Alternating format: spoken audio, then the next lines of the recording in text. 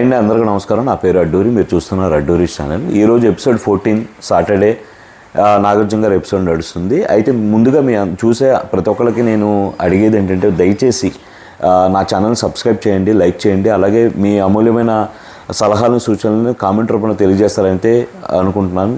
Thank you so much.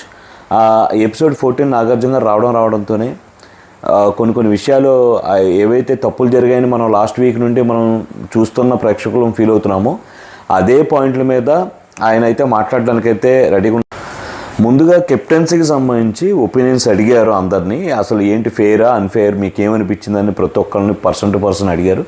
అందరూ కూడా కొంతమంది అన్ఫెయిర్ అన్నారు, కొంతమంది ఫెయిర్, అలా కామెంట్స్ వచ్చేటప్పటికి నాగార్జున గారు అయితే వీడియో ప్లే చేసి చూపించారు. ప్లేయర్ సైజ్ చూపించిన తర్వాత అందరికీ అది అన్ఫేర్ అనిపించింది. అందరూ కూడా మేము ఆ యాంగిల్లో చూడలేదండి, ఈ యాంగిల్లో చూసాం అని కవర్ చేసుకోవడానికి అయితే ప్రియా, శ్రీజ అందరూ ట్రై చేశారనిపించింది. కళ్యాణ్ని నీ ఒపీనియన్ ఫెయిరా అన్ఫేరా అని అడిగినప్పుడు తను మన రీతు గారిని మ్యాక్స్ టు మ్యాక్స్ కవర్ చేయడానికి తను ఒకవేళ నెగిటివ్గా చెప్తే ఫీల్ అవుద్ది ఎక్కడ, ఫ్రెండ్షిప్ ఇబ్బంది పడుద్ది ఎక్కడ పడుద్దా అని చెప్పి కళ్యాణ్ గారు కూడా కవర్ చేస్తూ మాట్లాడినట్టు అనిపించింది. ఫస్ట్ టైం కళ్యాణ్ గారు వైపు నుండి నేనైతే ఇలా కవర్ చేస్తూ మాట్లాడడం అయితే నాకు ఫస్ట్ టైం అనిపించింది. ఆయన మ్యాక్సిమం ఆయన ఉన్నట్టు మాట్లాడతాను అనుకునేవాడిని. బట్ ఈరోజు నాగార్జున గారు అడిగిన తర్వాత, వీడియో చూపించిన తర్వాత కూడా ఆయన మ్యాక్స్ టు ఆయన అలా కాదు, ఆ మెంటాలిటీ అలా ఉండదు నాకు తెలిసి, బట్ నేనైతే అలా అనుకోవట్లేదు అని చెప్పి అనడం అయితే కళ్యాణ్ గారు అది కరెక్ట్ కాదనిపించింది. ఫెయిర్గా ఆయన కూడా డెసిషన్ చెప్పట్లేదు అనిపించింది. అలాగే భరణి గారిని కూడా ఇంత అన్ఫేర్ జరిగినప్పుడు మీరు ఎందుకు క్వశ్చన్ చేయలేదని నాగార్జున గారు క్వశ్చన్ చేశారు.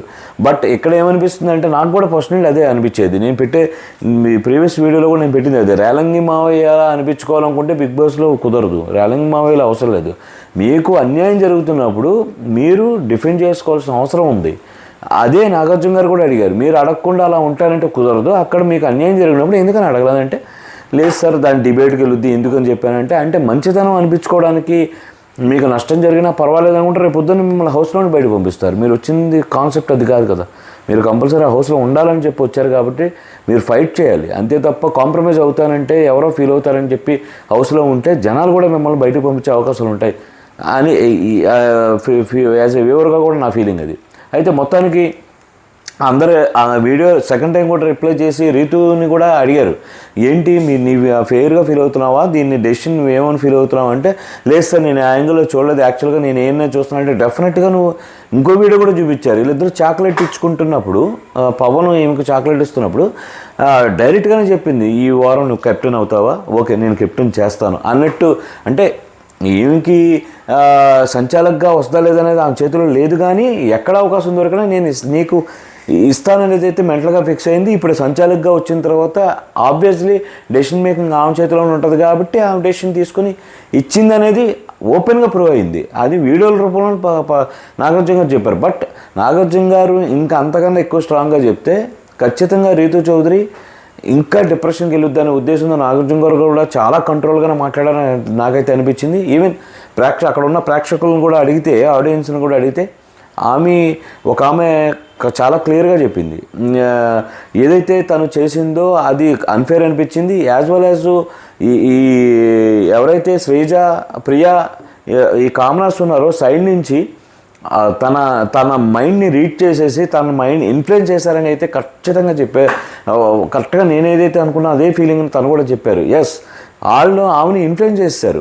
ఫస్ట్ నుండే మీరు అన్ఫేర్ డెసిషన్ ఇస్తారు, ఓనర్స్ సపోర్ట్ చేసుకుంటున్నారు, సెలబ్రిటీస్ చేసుకుంటున్నారు, ఇది అన్ఫేర్ అనేసరికి ఏం భయపడిపోయే రీతు పవన్కి ఆల్రెడీ ఇస్తాననుకుంది. ఇక్కడ కూడా కంప్లీట్గా మిస్లీడ్ అయిపోయి పవన్ని భరణిని అవుట్ ఆఫ్ ద గేమ్ పంపించడానికి అది దారి తీసేయని అయితే క్లారిటీగా అక్కడ ప్రూవ్ అయింది.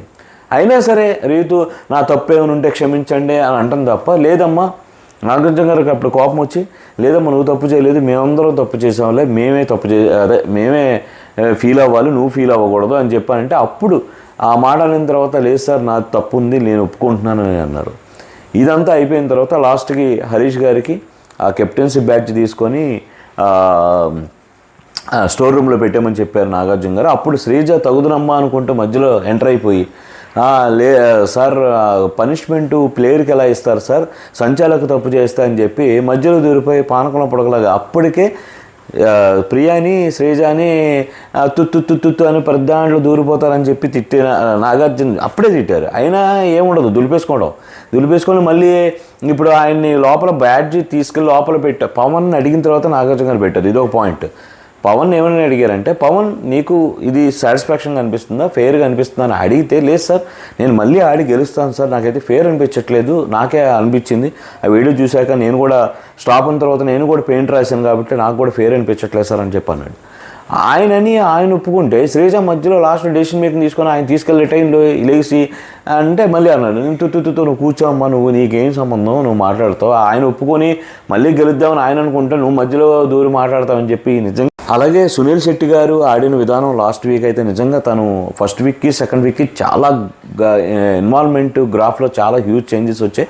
నాగార్జున గారు ఆ విషయంలో ఆయన పొగిడారు. అలాగే ఇమాన్యుల్ తన ఎమోషన్ కామెడీ కాకుండా తనలో ఎంత ఎమోషన్ ఉందా, చాలా బాగా ఆలోచించావు అని చెప్పి ఆయన కూడా అప్రిషియేట్ చేయడం జరిగింది. ఎస్, యాజువల్లీ ఆయన ఏం చేశాడు ఏంటి అనేది అడిగితే తను కూడా ఎక్స్ప్లెనేషన్ ఇచ్చుకున్నాడు.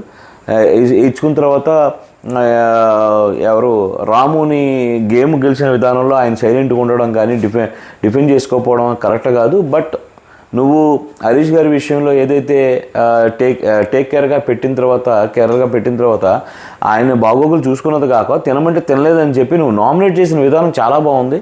అంటే నువ్వు ఒక తప్పుని తెలియచేయాలనుకున్నావు నీ నామినేషన్ ద్వారా, అది నాకు బాగా నచ్చిందని రాముని కూడా ఆయన అప్రిషియేట్ చేశారు. అలాగే ఈ గ్యాప్లో ఏంటంటే నాగార్జున గారు హరీష్ గారు వాళ్ళ వైఫ్ హరిత గారితో కాన్ఫరెన్స్లో మాట్లాడారు.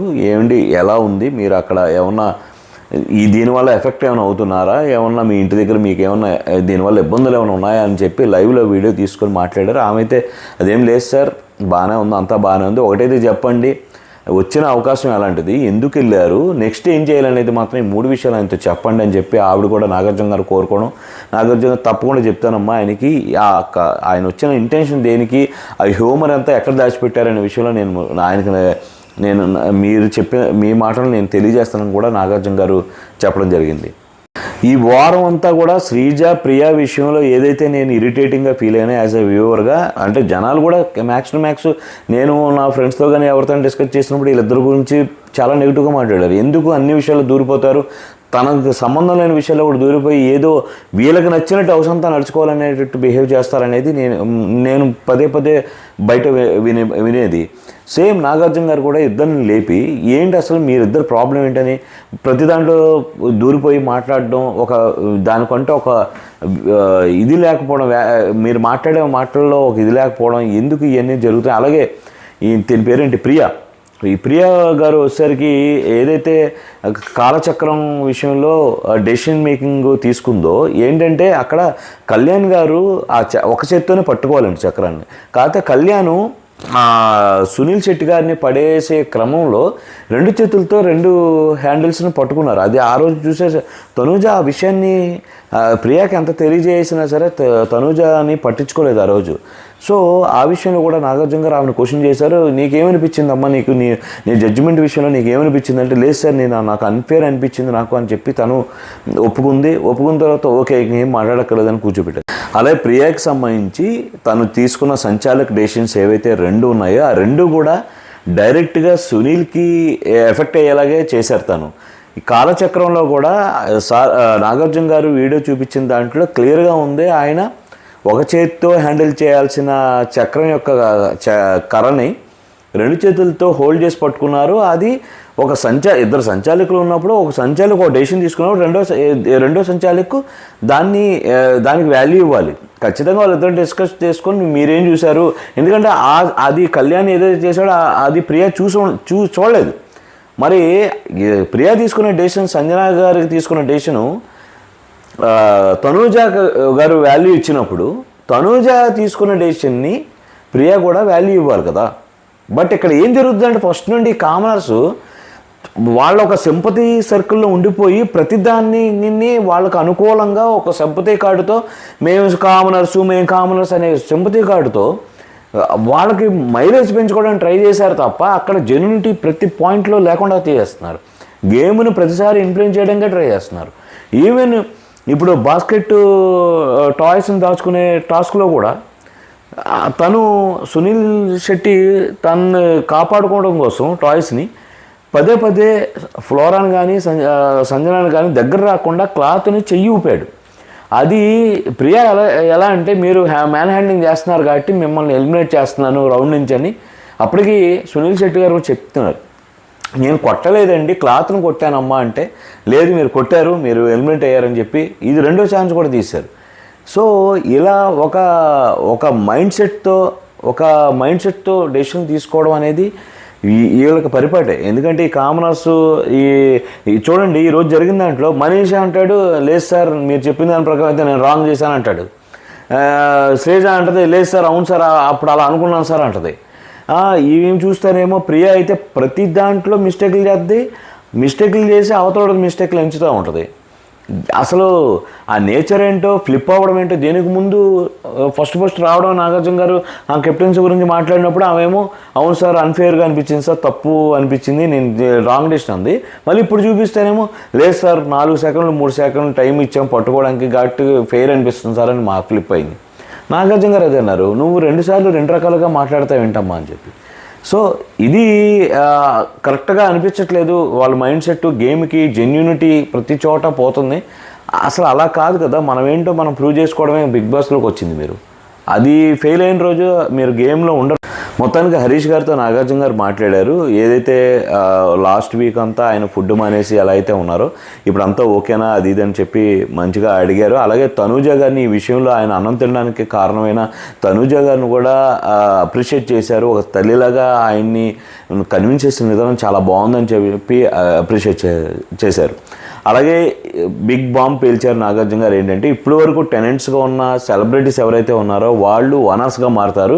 ఇప్పటి వరకు ఓనర్స్గా ఉన్న కామనర్స్ ఎవరైతే ఉన్నారో వాళ్ళు టెనెంట్స్గా ఎప్పటి నుంచి అయితే వ్యవహరిస్తారు నెక్స్ట్ ఎప్పుడైతే ఆయన చెప్పే వరకు. సో డెఫినెట్గా ఈ వారం నుంచి అయితే ఇంకో డిఫరెంట్ యాంగిల్లో మిగతా వాళ్ళందరినీ చూడాల్సి వస్తుంది. ఎందుకంటే ఇప్పటివరకు ఒక మైండ్ సెట్తో అలవాటు అయిపోయిన వీళ్ళందరికీ సడన్గా అది ఉల్టా లోకి వెళ్ళాల్సి ఉంటుంది. వీళ్ళు టోటల్ డిఫరెంట్ నేచర్ బిహేవ్ చేయాల్సి ఉంటుంది. అలాగే చూడాలి మనం నెక్స్ట్ వీక్ నుండి ఎలా ఉంటుంది అనేది. అలాగే ఏదైతే డీమన్ పవన్ని కెప్టెన్సీని రద్దు చేశారో అది రేపు ఒక టాస్క్ పెడతారంట. సండే ఒక టాస్క్ పెట్టి వాళ్ళకి నలుగురికి ఎవరెవరైతే ఉన్నారో మనీష్, ఇమాన్యుల్, భరణి అండ్ డిమాన్ పవన్ ఈ నలుగురికి మళ్ళీ కాంపిటీషన్ పెట్టి ఎవరైతే ఫెయిర్గా గెలుస్తారో దానికి రీతూ చౌదరినే మళ్ళీ